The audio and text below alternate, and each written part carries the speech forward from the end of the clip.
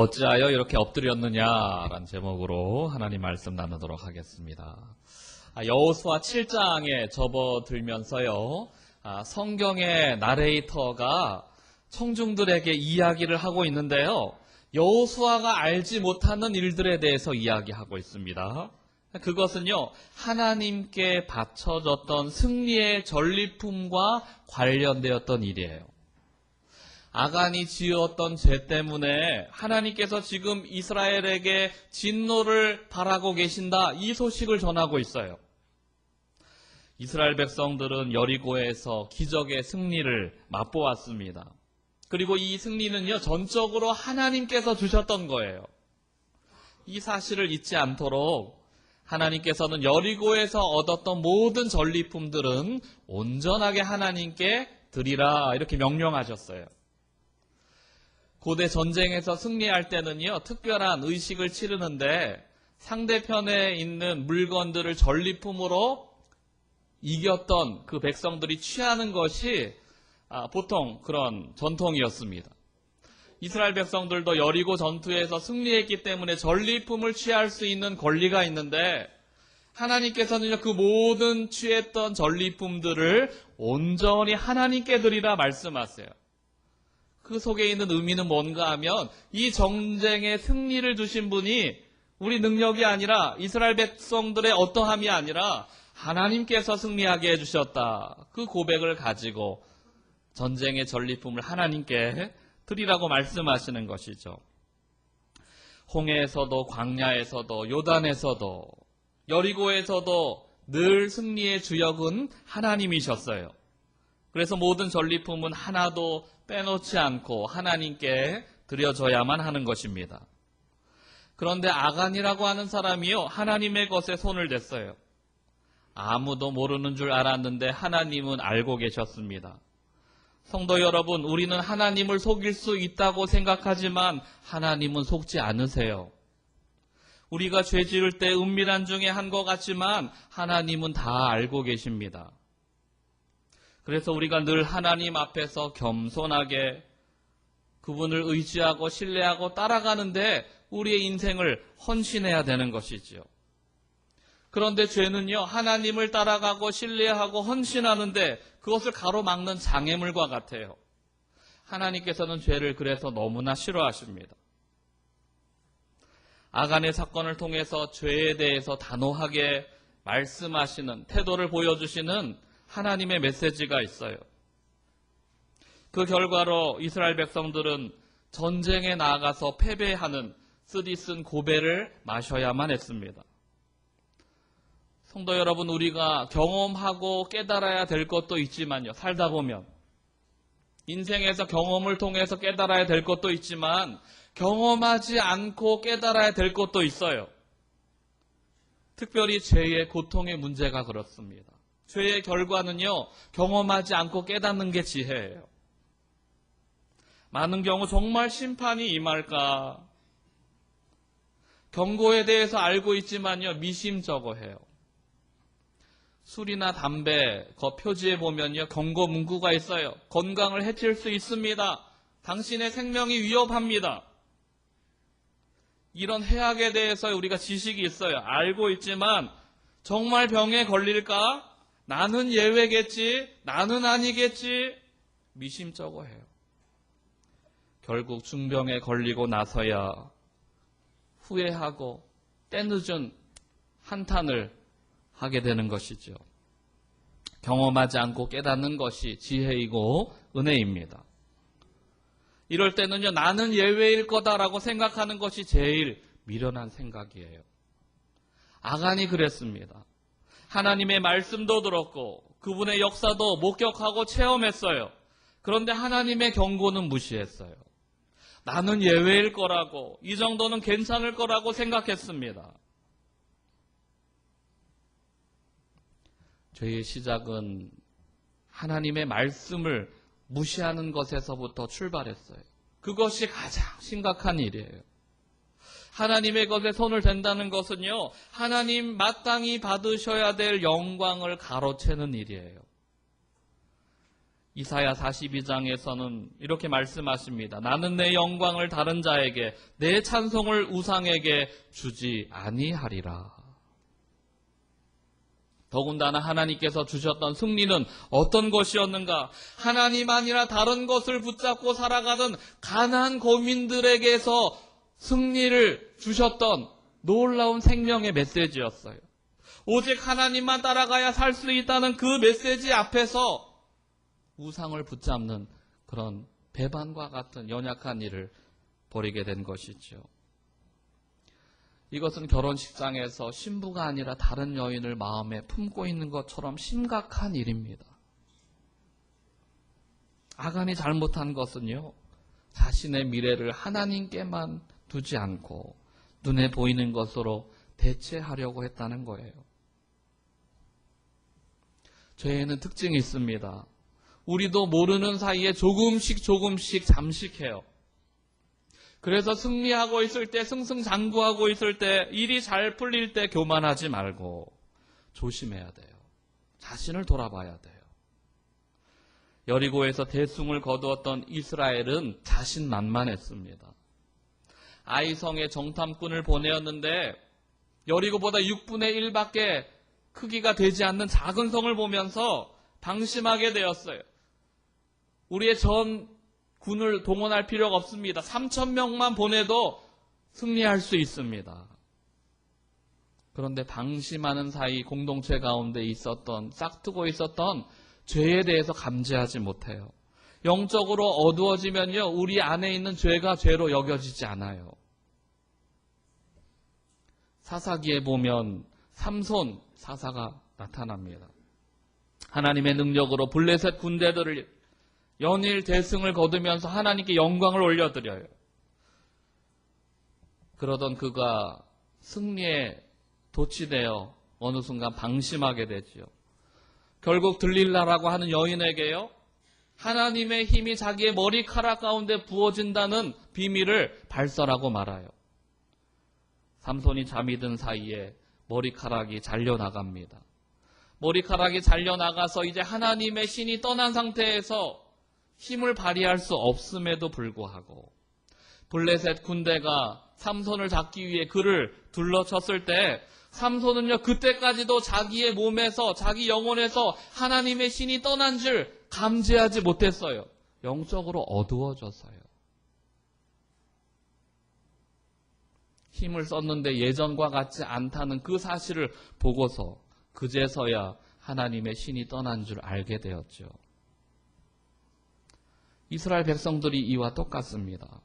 여리고에서 큰 승리를 맛본 다음에 아이성을 점령하려고 출정했는데 3,000명만 보내자고 해서 그렇게 했는데 승리에 도취해서 방심하고 있는 사이 공동체 안에 있었던 죄를 감지하지도 못하고 하나님의 신이 떠난 것을 알지도 못하고 영적으로 무감각하게 되어 있었습니다. 그리고 결국에는 아이성 전투에서 크게 패하고 마는 것이죠. 두려움에 휩싸인 사람들이 혼비백산하여 도망하기 시작합니다. 아이성 전투에서 패했던 이스라엘 사람들의 심경을 오늘 성경은 사람들의 마음이 녹아 물과 같이 되었다. 사람들의 마음이 녹아 물과 같이 되었다.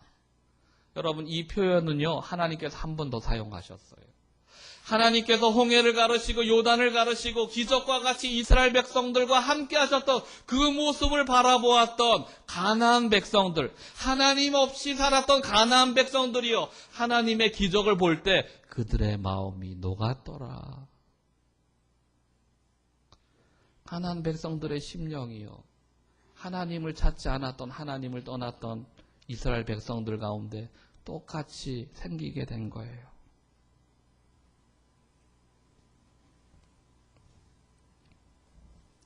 아이성 전투에 패했던 여호수아와 이스라엘 백성들, 하나님 앞에 엎드려 하소연합니다. 하나님, 우리를 이렇게 멸망시키고자 그 험난한 광야를 통과하게 하시고 요단을 건너게 하시고 여기까지 와서 적들에게 진멸되게 하시려 하십니까? 여기서 우리가 죽음을 맞이하도록 끌고 오셨습니까? 한탄을 해요. 하나님 앞에 엎드려. 그때 하나님께서 여호수아에게 답을 주세요. 공동체 안에 여리고 성에서 취했던 전리품 모두 다 하나님께 온전히 드리라 했는데 그것을 개인이 사사로이 취한 사람이 있다. 그 죄 때문에 전쟁에서 패한 것이다. 말씀해 주세요. 그게 11절, 12절 말씀입니다. 오늘 같이 한번 11절, 12절 말씀 함께 읽도록 하겠습니다. 시작. 이스라엘이 범죄하여 내가 그들에게 명령한 나의 언약을 어겼으며 또한 그들이 온전히 바친 물건을 가져가고 도둑질하며 속이고 그것을 그들의 물건들 가운데에 두었느니라. 그러므로 이스라엘 자손들이 그들의 원수 앞에 능히 맞서지 못하고 그 앞에서 돌아섰나니 이는 그들도 온전히 바친 것이 됨이라. 그 온전히 바친 물건을 너희 중에서 멸하지 아니하면 내가 다시는 너희와 함께 있지 아니하리라. 하나님께서 이스라엘 백성들에게 말씀하세요. 공동체에 죄악이 들어왔다. 이 죄를 제거하지 않고는 내가 너희와 함께 할 수 없다. 그러니 거룩하게 성결하게 새로운 마음으로 준비되어야 한다.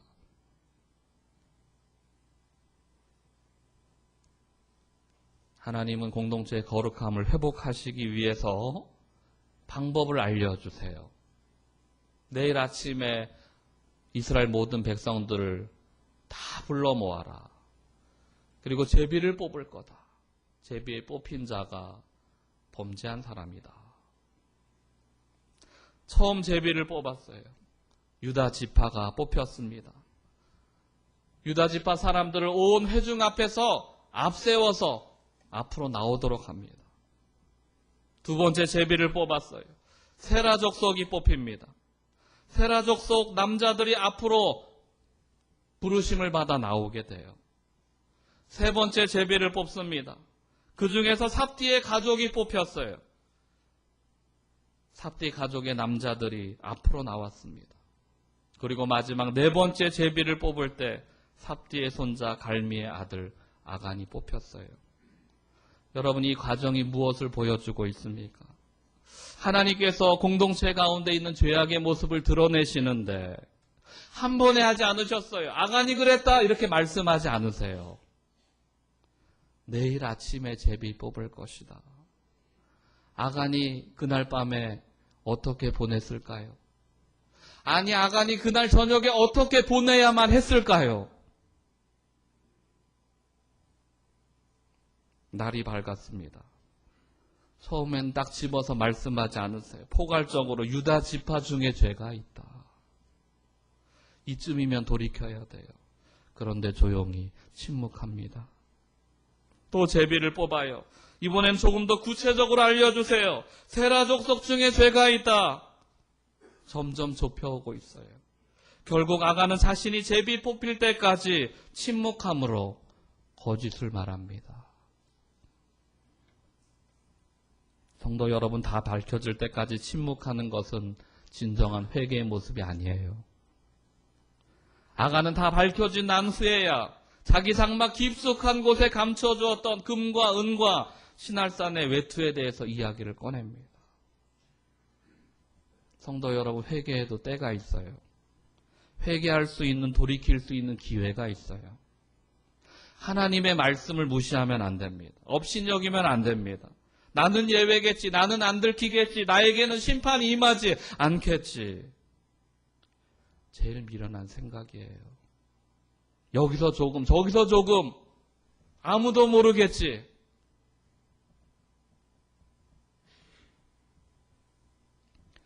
이 일을 목격했던 이스라엘 백성들은 다 거룩하고 흠없는 사람들인가? 아니에요. 똑같은 사람들입니다. 오늘 이 말씀을 듣고 있는 우리들은 다른 사람들인가? 아니에요. 똑같은 사람들입니다. 하나님은 이 사건을 통해서 이스라엘 백성들에게 또 다른 메시지를 들려주고 계세요. 오늘을 살아가는 우리에게 또 다른 메시지를 들려주고 있어요. 마치 처음부터 너희가 죄인이다 하지 않고 이러저러한 죄를 지었다 말씀하시지 않고 스스로 깨닫고 돌이킬 수 있는 기회를 주고 계시는 것처럼 오늘 우리에게도 하나님은 기회를 주시며 말씀하고 계시는 것이지요. 많은 사람들이 심판이 임하면 하나님 무자비하시다고 이야기합니다. 은혜의 하나님이, 사랑의 하나님이 용서하지 않는다고 불평합니다. 은금 조금 취한 거 가지고, 그까지 신할산 외투 한 벌 가진 거 가지고 너무 하신다고 이야기합니다. 그런데 정말 그렇습니까? 하나님께서 얼마나 많은 기회를 주십니까? 하나님께서 얼마나 많이 눈 감아주고 계십니까? 하나님께서 얼마나 오래 참고 기다리고 계십니까? 애굽에 있는 바로에게 10번의 재앙이 있었어요. 10번의 재앙이 다 하기까지 그는 돌이키지 않아요. 첫 번째 재앙에 하나님 앞에 엎드려 회개했다면, 돌아섰다면 은혜가 있었을 터인데, 마지막 예수님의 십자가의 자리에서도 한편에 있었던 강도는요, 끝까지 부인해요. 하나님 앞에 회개하지 않습니다. 하나님께서 택하신 백성과 택하지 않는 백성을 구별하는 그런 모습이 있어요. 다 죄인이에요. 하나님 택한 사람도 택하지 않은 사람도. 우리가 잘나서 택함 받은 게 아니에요. 똑같이 연약하고 똑같이 죄 아까운데 있고. 하나님 택한 백성은 하나님 말씀하실 때 돌이켜요. 회개해요. 하나님께 나아가요. 하나님 택하지 않은 백성은 끝까지 마음 강박하게 있는 것이죠.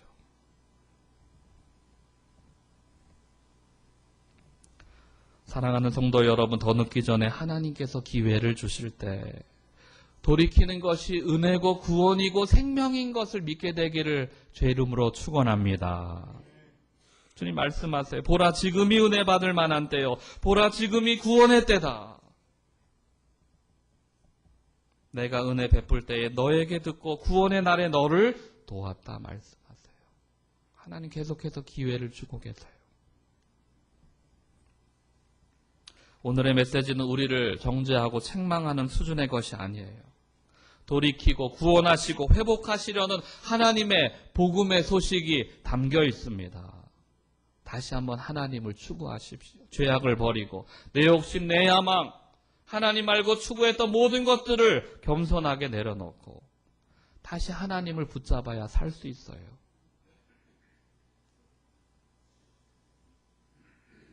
우리 시온의 빛 성도님들이 우리의 연약함을 다 주님 앞에 내어드리고 하나님을 다시 한번 찾게 되는 은혜를 회복하게 되기를 축원합니다. 또 이 사건의 메시지가 있어요. 아간이라고 했던 이 한 사람의 죄를 개인의 문제로 치부하지 않고 하나님은 이스라엘 공동체 전체가 전쟁에서 패하도록 하십니다. 개인의 문제를 공동체의 문제로 다루고 계세요. 여기에 중요한 메시지가 있어요.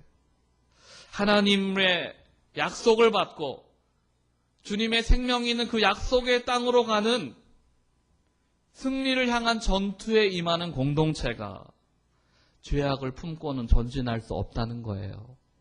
하나님의 약속의 땅에 들어갈 수 없다는 거예요. 성도 여러분, 죄의 욕심으로 인해서 영적인 성장과 하나님의 은혜가 가로막혀 있음에도 불구하고 계속해서 하나님의 축복을 추구하고 있고 앞으로 나아가려고 안간힘 쓰는 모습을 우리 주변에서 얼마든지 볼 수 있어요. 여전히 자신의 장막 깊숙한 곳에 죄악을 숨겨두고 골반 깊은 곳에 신랄한 외투를 숨겨두고 하나님 앞에 축복해달라고, 승리를 달라고, 하나님의 약속의 땅으로 나아갈 수 있도록 인도해달라고 구하는 모습을 상상해 보십시오. 주님은 그걸 멈추시는 거예요.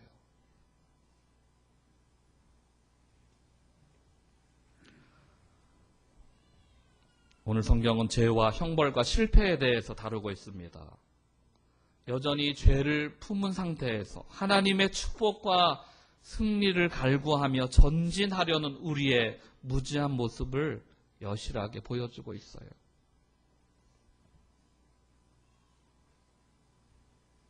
죄를 품은 상태에서는 하나님의 축복과 승리를 앞으로 나아가는 소망을 회복할 수가 없습니다.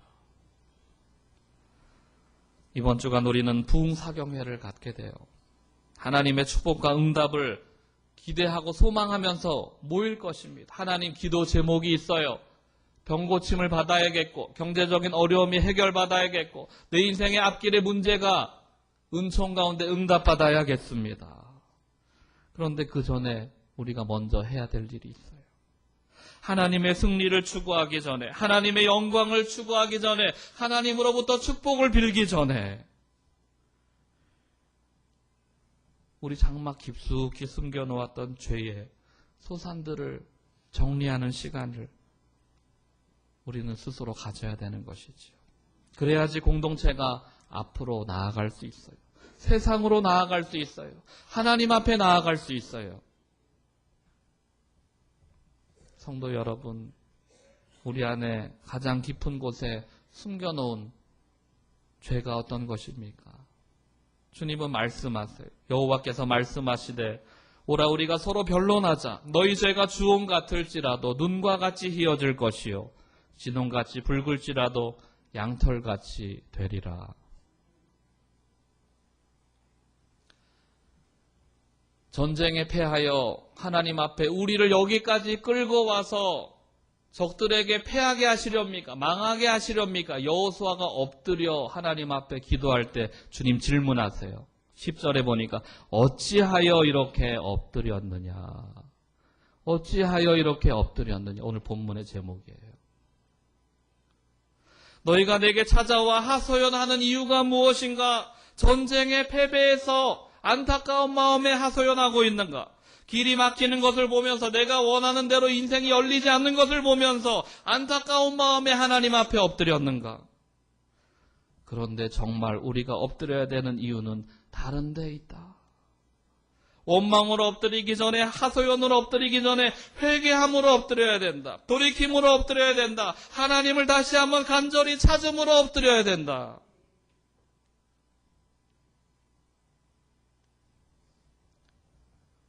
사랑하는 성도 여러분, 오늘 여러분 무엇 때문에 주님 앞에 엎드리셨습니까? 어떤 마음으로 주님 앞에 엎드리셨습니까? 장막 깊숙이 숨겨두었던 죄를 꺼내어 통탄하는 마음으로 주님께 용서를 구할 수 있게 되기를 바랍니다. 하나님 다 알고 계세요. 그리고 지금도 기회를 주세요. 감추려 하지 말고 빛으로 드러내어 십자가로 나아가는 길이 생명의 길입니다. 그러면 구원해 주세요. 그러면 용서해 주세요. 그러면 다시 약속의 땅으로 인도해 주세요.